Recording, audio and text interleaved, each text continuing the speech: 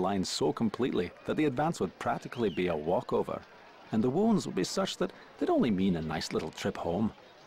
He seemed to believe this story himself, but it turned out quite different, the Major himself being one of the first to fall. Ordered south, it takes a week for Canada's 3 divisions, 60,000 men, to march from Ypres to what the Germans have come to call the bloodbath of the Somme. With each step closer to shell-shattered Albert, Private Fraser and his company see more and more signs of what is to come. The day was hot, and we sweltered as we crept up the hilly road. One was amazed at the German entrenchments in this sector. The ground was honeycombed with deep dugouts and machine gun emplacements. We passed the remains of a German cemetery, and on the road, I stepped on the body of a Hun embedded in the soil. In Albert, which has received to date a fair amount of shelling, the Madonna and Child on the top of the cathedral spire are hanging over and swinging with the wind. The French claim that when they drop, the war will be over. One of the big superstitions of the First World War concerned the Golden Virgin at the top of this cathedral. It had been damaged from shelling, and it had fallen at a 45-degree angle, falling down towards us. And the superstitious people of the time, which was everybody, considered the fact that if it fell, then the war would end, which in most cases meant the Germans would win. So the French engineers decided they would fix fate, and they strapped it on so that the whole statue laid at this angle, but was still secured and wouldn't fall. Canadian troops came through here in 1916, and everybody, every memoir, every soldier who was here remembers the Leaning Virgin.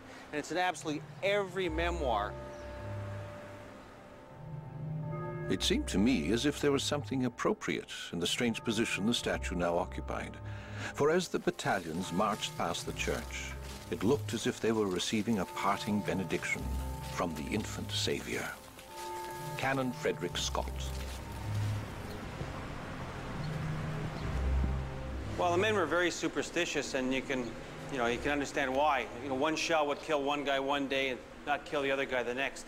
Some men knew that they were going to die, and they would go into a battle, even a light action, and sort of give away their goods or get their letters home, and they would always die. They seemed to have a premonition. On one hand, you could live, on the other hand, you could die. And what makes the difference between the two of them? Just a twist of fate. So I think that's what really, really holds them to their superstitious beliefs. And I think every soldier had one, and I think this is true of the First World War or the Second World War or any war.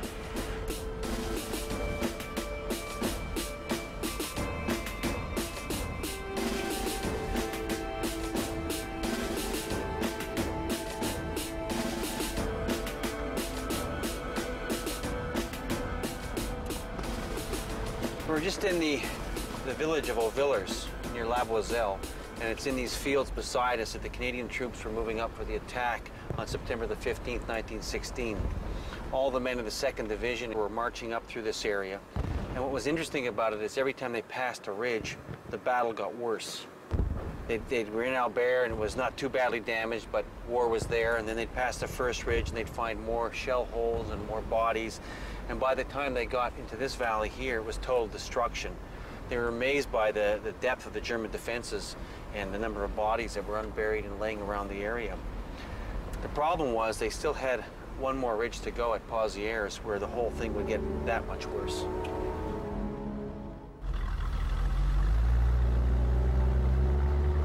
Every hour of the day, a steady stream of troops were passing between La Boiselle and Pozieres, bringing up rations, material, and ammunitions. A continuous queue of wounded were being brought down to the dressing stations, and pioneers were busy burying the dead in the new cemeteries springing up.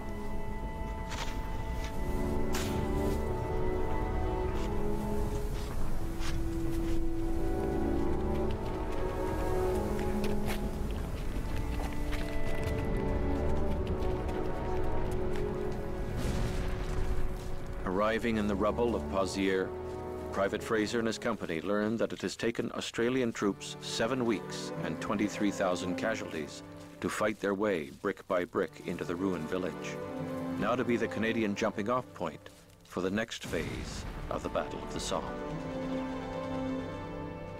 As we lay there in the darkness, the mind had every opportunity to run riot. One of our tough guys, Thibault, took a very serious, religious view of things, going so far as to say that he knew he was going to get it. His premonition turned out correct. He was dead in no man's land a few hours later.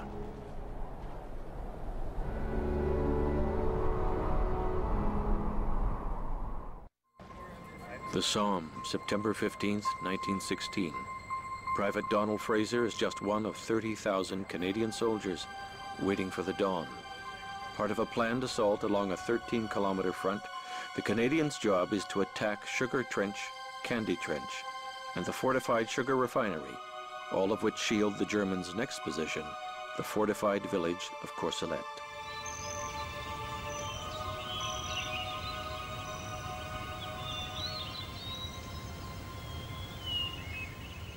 This is the Australian memorial on the windmill at Pozières, and nothing illustrates the fighting in this area like this monument, which is the remains of a windmill. This is the highest point on the Albert Bapaume Road, and the Australians captured it in August 1916. The village of Pozières, which is just over here, was leveled in a similar fashion, and it was through these areas that the Canadians came in September to launch their attack on Courcelette.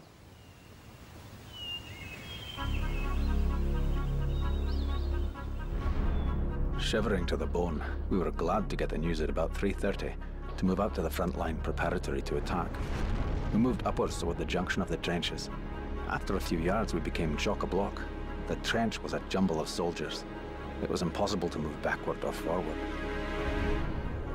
The Canadians were going to be the left part of the attack, and it would start from the little red roof there, which is Moquet Farm, and it would arc across these fields into the village of Courcelette here. This is the Canadian responsibility.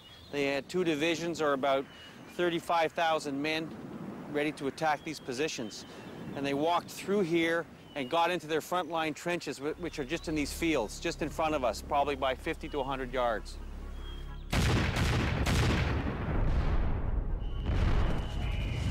The signal came like a bolt from the blue.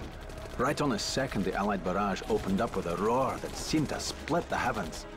Looking along to the left, about 40 yards away, I caught the first glimpse of a khaki-clad figure climbing over the parapet.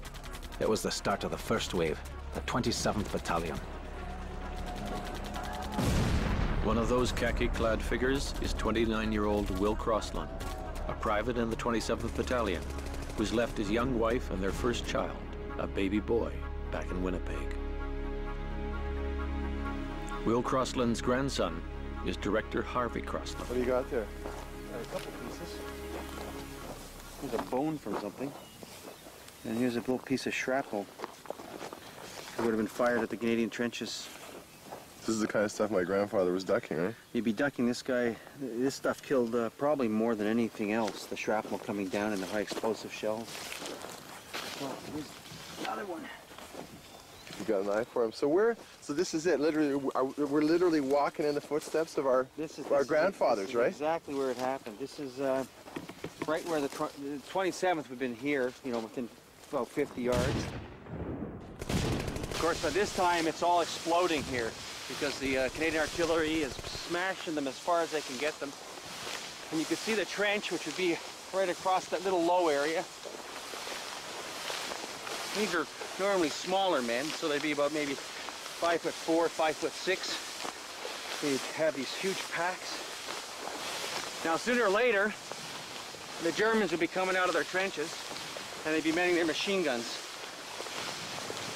And then the German artillery would start firing back, so the shells would be popping up here, popping up there, and you've still got a long way to go. I was up and over in a trice, running into shell holes, down and up for about 20 yards. The air was seething with shells. Bullets from the enemy rifles were whistling and swishing around my ears in hundreds. To this day, I cannot understand how anyone could have crossed that inferno alive.